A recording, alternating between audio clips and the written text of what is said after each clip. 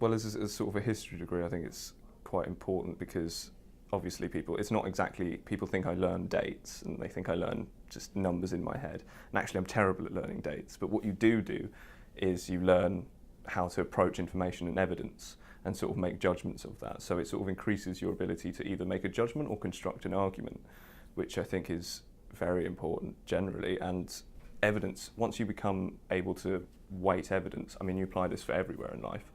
So your principles, your views, what you're going to have for dinner, you know, you manage to sort of make these judgments a bit better.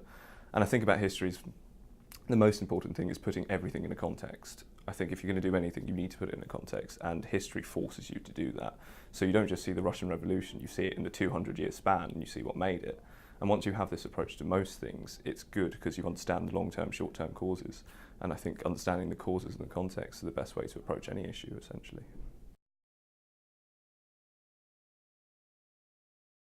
Well, on the idea of global perspective, I do Russian history because I was taught as a child about the Russian Revolution, but you never sort of see it within its context. I mean, it shapes the world. I mean, the Cold War was a massive thing. We still have them too as great superpowers. So it's interesting to see where it came from.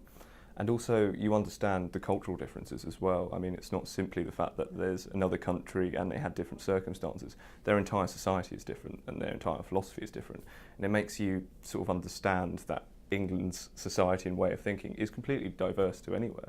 I mean, doing Chinese history as well, that's completely a different world. And only in that place and that society could the events that happened shape them the way it did. I also do film module, which is quite nice about Queen Mary's because I can do a film history module as well as my normal history.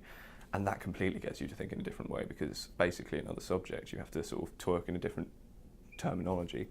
And it's this idea of seeing the different cultural differences between British film and American film. And that's interesting in itself because you have to just take films not at face value, you have to sort of analyse them, what goes into them and understand them a bit better.